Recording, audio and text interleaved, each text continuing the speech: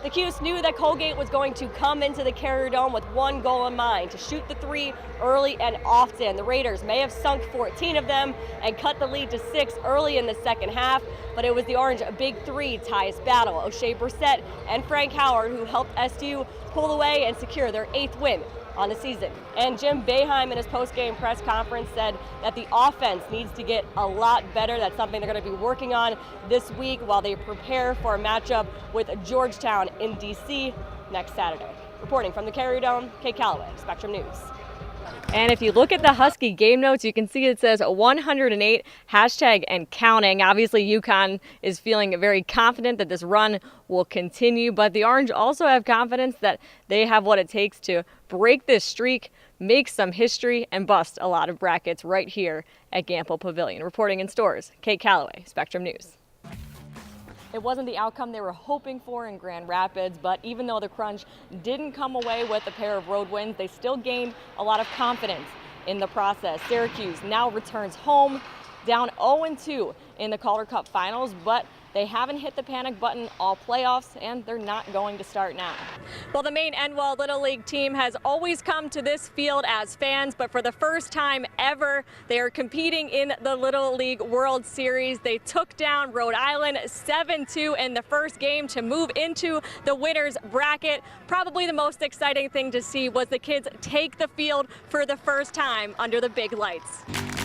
Welcome to Sportsnet, everybody. I'm Kate Callaway. The best drivers in the country, along with 100,000 NASCAR fans, descending on Watkins Glen for an exciting weekend of racing. The I Love New York 355 just one day away, and big names like Dale Earnhardt Jr., Kyle Busch, and Jimmy Johnson got their practices in this morning.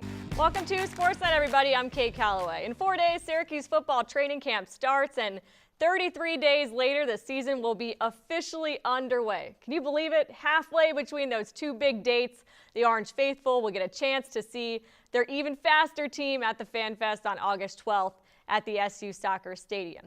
Kate was out at CBA for the mega matchup, and Kate, we finally picked a good one.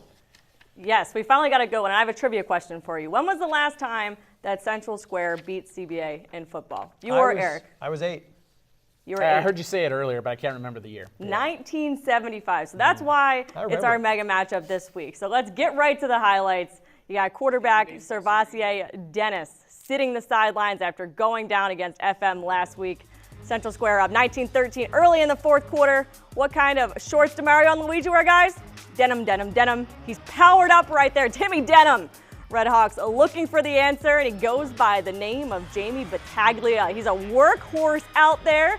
One of our players of the week breaks a couple of tackles, and he's so gone. We'll speed this one up for timing purposes.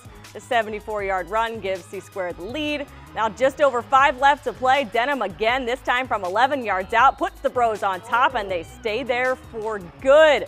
Jim Boeheim's boys looking to stay perfect in conference play on their home floor. The visitors on a 7-0 run, but Andrew White stops the bleeding with a pair of jump shots. The Nebraska transfer with 13 points in the first half. Cuse up 13-11.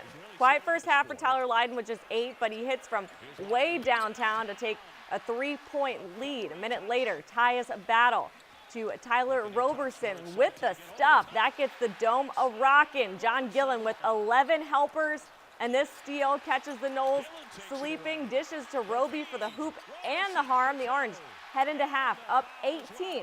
There may not be as much on the line, but the sectional semi rematch between CBA and JD is certainly feeling that way. The unbeaten Red Rams off to the races early. Darvin, love it. I'm loving it. The flush doubles the lead for JD.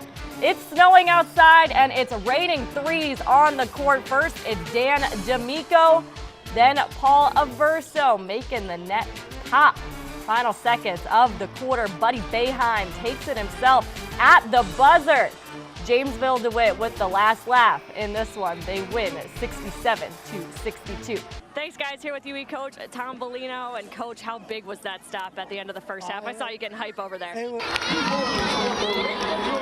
Miranda Drummond was familiar with the Dome. After transferring from St. Bonaventure, she sat behind the bench all of last season, watching and waiting for her chance to get back on the court. Yeah, I was really nervous, but after the ball was dropped, it went away, so. The nerves didn't show on the floor in that first game for the Binghamton native. Actually, they haven't shown at all. The former Harpersville Hornet is making the most of her starting role, leading SU with 18.9 points per game. I think her sitting out last year, that gives her the motivation to want to come out and do well this year, and I think she's done that. I guess a lot of it had to do with just watching last year, because that's all I could really do is just watch. I guess look at the new style of the play. Like ACC's a little bit different than the A10, a lot more aggressive. The redshirt junior has also been getting some pitch-perfect passes from the nation's assist leader, TIANA MANGAKAHIA. The pair may look like they've been playing together all their lives, and that's because they clicked right away. I would say over the summer. I thought it happened like as soon as we started playing. First time we played pickup, it just. Because she cuts everywhere, Yeah, so. I like to cut. Miranda also likes to hit the glass. She's already notched 2 double-doubles and is second on the team with 7 boards per game. But those numbers aren't why she's smiling so big right now. What's been your favorite thing about playing for this team? I don't know. My favorite thing? Well, right now my favorite thing is definitely that we're 10-0. Drummond will look to help the Orange improve to 11-0 when they take on Coastal Carolina on Sunday in Myrtle Beach. Reporting from the Mello Center, Kate Callaway, Spectrum News.